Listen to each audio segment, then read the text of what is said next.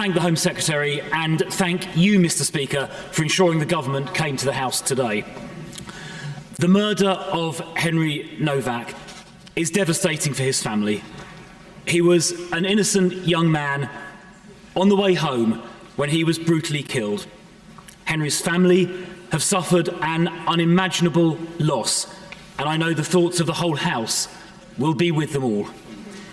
The evil murderer, Ff1bcaIL9Qx62uE0, lied from start to finish, including a false allegation of racism. But on arriving at the scene, the police appeared more concerned with the accusation of racism and even the possibility that Digwa himself was injured than they were in helping Henry. Henry told the police he could not breathe 9 times. He told them he had been stabbed 4 times. The response from the officer, we've all heard, was to say, "I don't think you have, mate." Henry was handcuffed and dragged across the ground as he lay dying.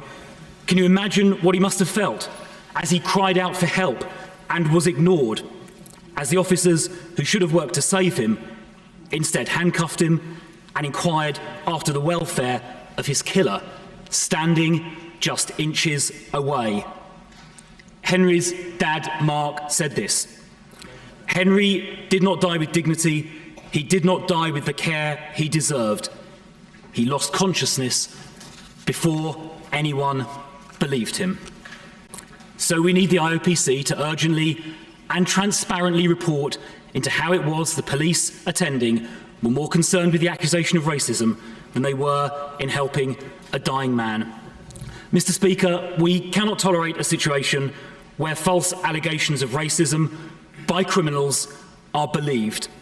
We cannot allow the colour of someone's skin to be a consideration in how the police or other public services treat people. And yet this has happened.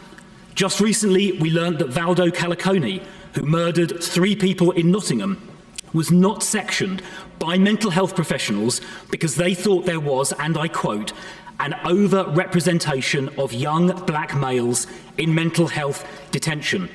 The consequent failure to section Valdo Calicone, in part because he was black, led directly to the murder of 3 innocent people.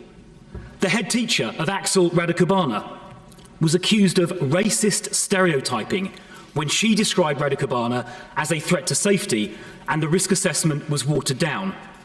Radicubana, of course, went on to stab and murder 3 young girls at a Southport dance class.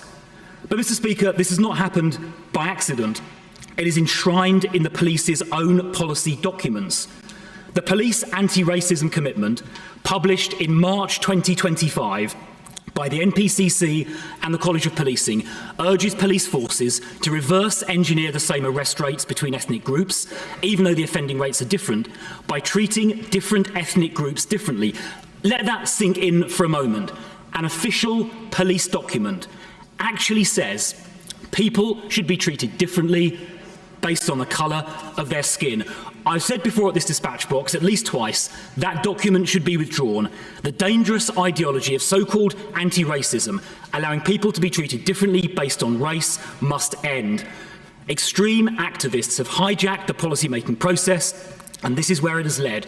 It has no place in policing, it has no place anywhere. So does the Home Secretary agree that the so-called police anti-racism commitment must urgently be withdrawn? It is morally wrong and it is dangerous as well. Police forces must focus on catching criminals and keeping the public safe. They must simply treat everyone exactly the same.